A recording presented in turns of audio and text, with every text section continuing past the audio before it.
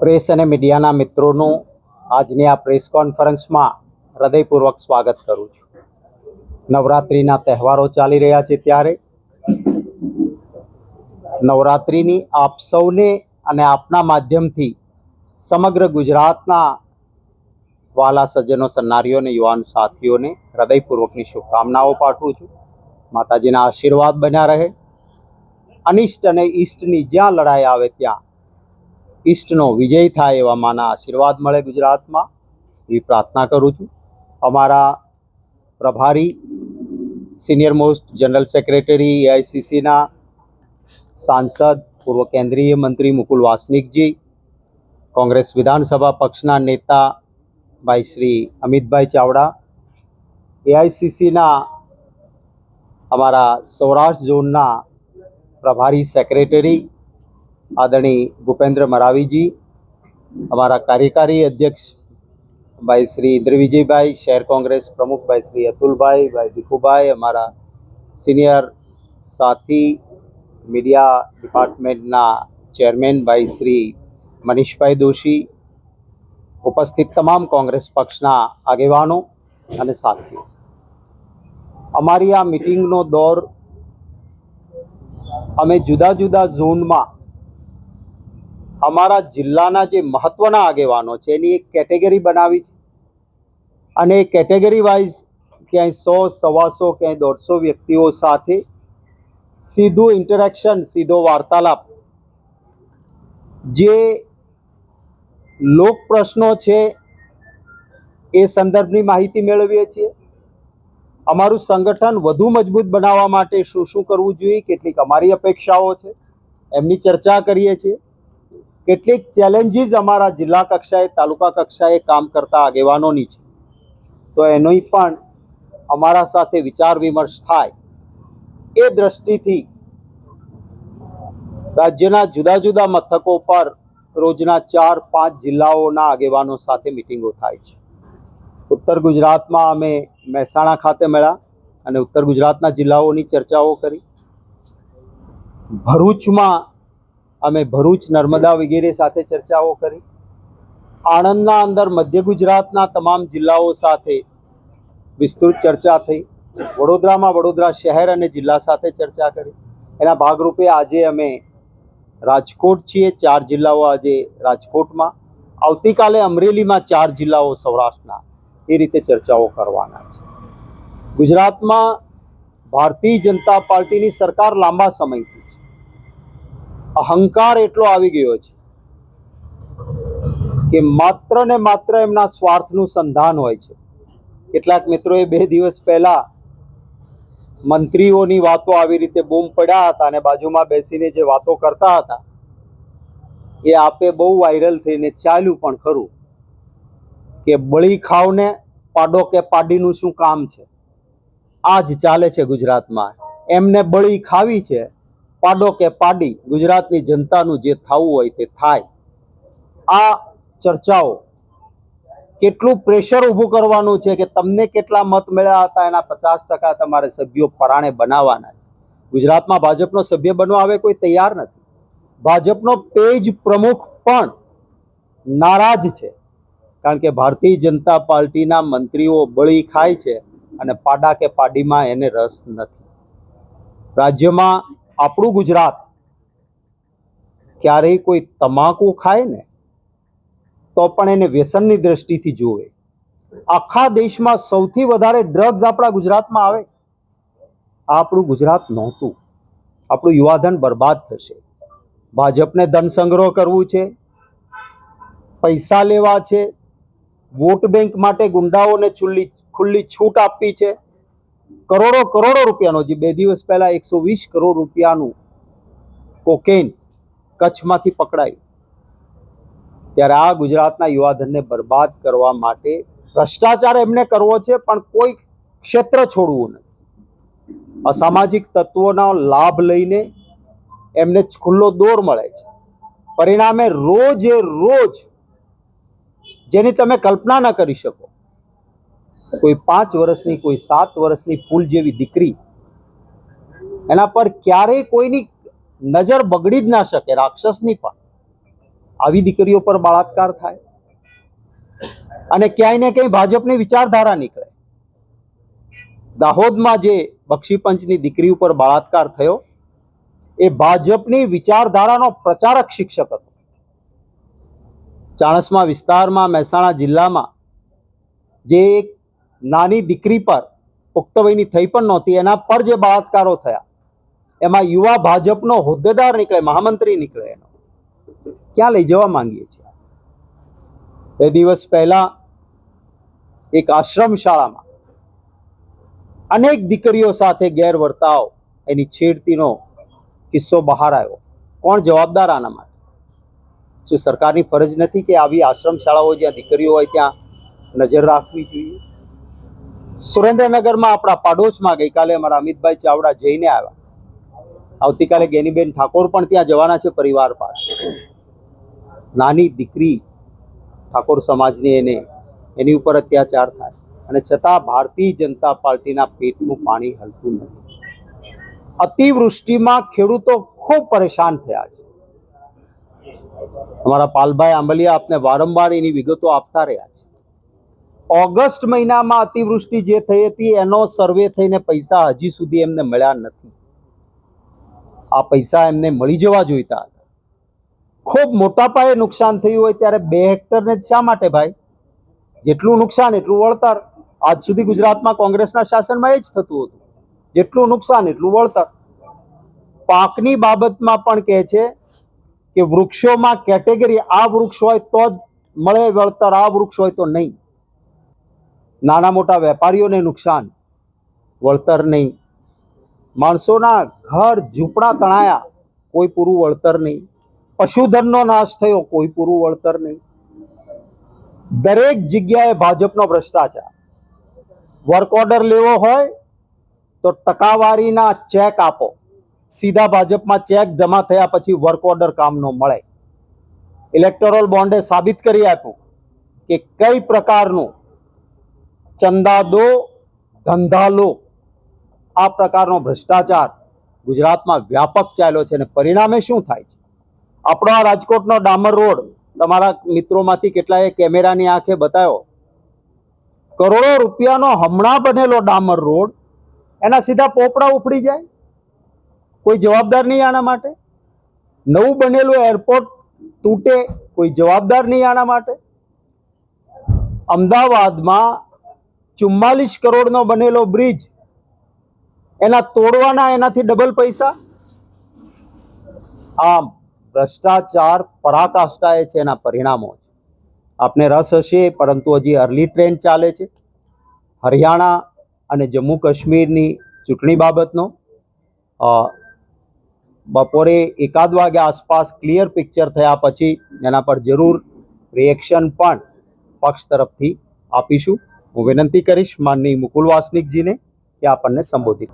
अतुल भाई रजानी जी, इंद्रनील राजगुरु जी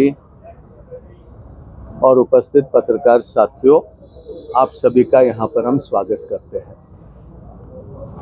पिछले कुछ समय से गुजरात में हमने अलग अलग जिला कांग्रेस कमेटी के प्रमुख नेताओं के साथ चर्चा का एक सिलसिला शुरू किया और उसी के चलते हुए आज राजकोट में हम आए हैं। यहाँ राजकोट, जूनागढ़, मोरबी के साथियों के साथ हम बातचीत करेंगे और फिर कल हम अमरेली में वहाँ 3-4 जिलों से आए हमारे साथियों के साथ हम बातचीत करेंगे कि किस तरह से यहाँ जो विभिन्न प्रश्न गुजरात के लोगों के सामने है उस पर कांग्रेस की क्या भूमिका होगी, कांग्रेस किस तरह के कार्यक्रमों का आयोजन करेगी और साथ ही साथ हमारा संगठन कैसे हम चुस्त दुरुस्त करेंगे ताकि आने वाली चुनौतियों का हम डटकर मुकाबला कर सकेंगे।